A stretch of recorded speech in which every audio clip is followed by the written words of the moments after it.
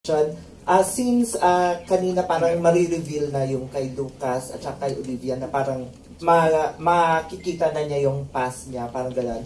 Paano nito babaguhin yung takbo ng kwento and yung mga characters ninyo?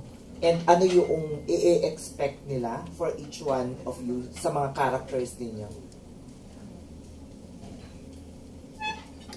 Okay, let's go by character.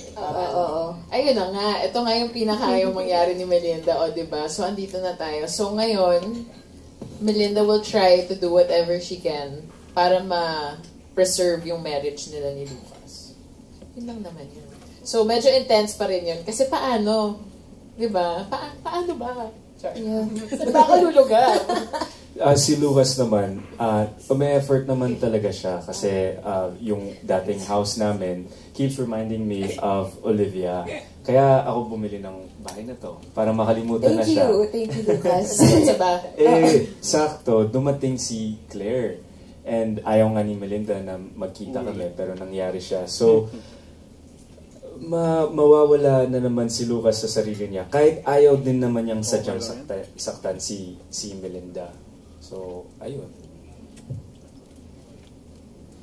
Si Philip naman, nung nagsimula yung story, ang intention niya talaga ay gantihan talaga yung mga Buen Camino. Dahil nga sa pakiramdam ko, sila talaga yung main suspect sa pagkamatay ng tatay ko. So talagang gusto ko silang gantihan. And ang pinakaunang at ang pinakamalakas na ganti na ibibigay ko sa mga Buen Camino ay nasa kamay ko, na hawak ko siya, si Claire.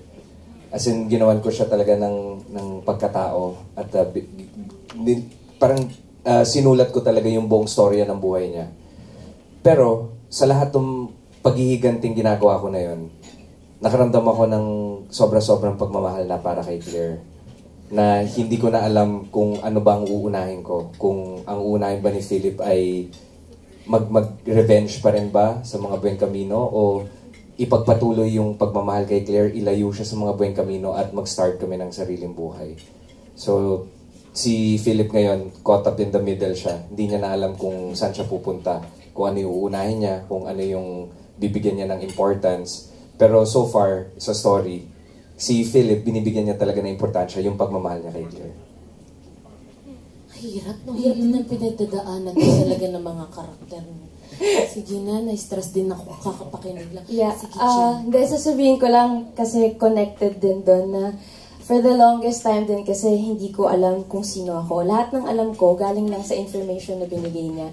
Pero what's exciting is unti-unti na bumabalik yung memories ko. Unti-unti na ako may mga naaalala from the past na tinatry ko rin intindihin or i-decode kung ano yung mga nakikita ko. Kasi hindi pa lahat malinaw eh.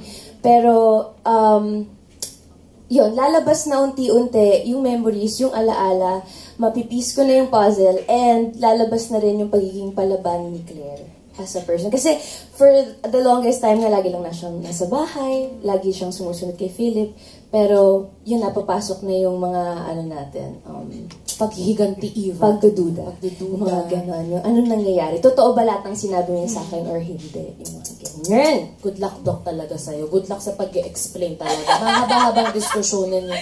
Uy, pero ang hirap nun kasi diba parang ngayon puso yung umiiral sa kanya paag minahal niya si Doc. Paano pag bumalik yung alaala niya? Doon maglalaban yung isip at puso. Yes. Ano yung susundin doon? Ay, nako, sige na. So far, sa dami ng magagandang eksena na nilabas na natin. And ano yung challenging sa inyo or most unforgettable scene nyo? So, ay, yung ipapalabas this week! Yung atapatan naming apat. Finally, sa tagal namin, hindi naman matagal, pero sa haba ng pagtatrabaho namin, finally nagka-excel. Kasi inaabangan din namin, kailan ba tayo magkikita-kita? Kasi minsan kami lang, or minsan kami lang, minsan tayo lang. True. Yes. Ito na. Ito na yun. Tapos yung unang pagkikita naming apat, yun yung napakataas na emosyon ng lahat. True. Kasi doon marireveal yung intention ng bawat character at kung ano talaga yung nararamdaman namin sa bawat isa. Na nakita halimbawa si Philip, ayoko na magkita si Claire tsaka si Lucas kasi natatakot ako. Tapos si Claire naman, gusto niyang makilala si Lucas kasi naghahanap siya ng answers. Si Melinda naman, ayaw niyang magkita si Lucas saka si Claire kasi mawawalan siya. So alam mo yun, yung pagkikita naming apat na yun, marami kayong makikitang mga emotions na hindi namin pinapakita talaga sa bawat episode, na dito lang nila makikita sa unang pagkikita namin. Mahirap yung eksena pero fulfilling siya kasi nga mabubusog kayo sa emosyon, sa information, kung bakit ito pala yung pinanggagalingan ng bawat character. For sure. Yeah, well, actually that scene won't be forgettable for me kasi hindi ko alam na ganun pala kataas yung emotion. Surprise. So, sabi ko kay Ria, Ria, I'm really scared. I don't know how I'm gonna do this. Pero we were guided really well with Direct FMR, and actually I went up to him tapos sinabi ko, Direct FM, I'm really scared. I think I really need help.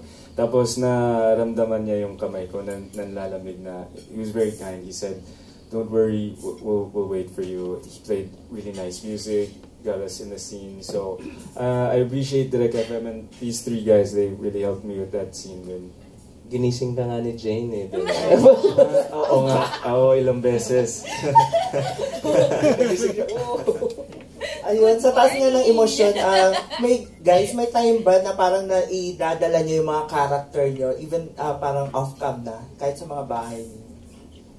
I think conscious effort talaga na paghiwalayin yung pagkatao namin sa character. Kasi kung hindi, baka mabaliw kami ng di oras. Oo, tsaka dalawa-dalawa na nga yung personality ko, pati sa bahay. Parang intense na masyado. So, as much as possible, conscious effort, I think, for all of us, na ipagpag talaga at the end of the day. Yung parang pag nakabihis na kaming pang kami, okay na. Pero nakakatawa kasi meron din tayong nakunan na, yun nga, intense, tapatan, ganyan. Tapos after,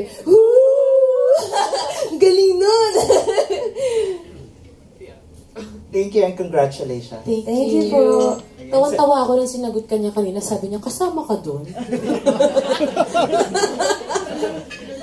Nilabas natin. Sabi niya, kasama ka. Support! Thank you. Ayan, DJ Nikki.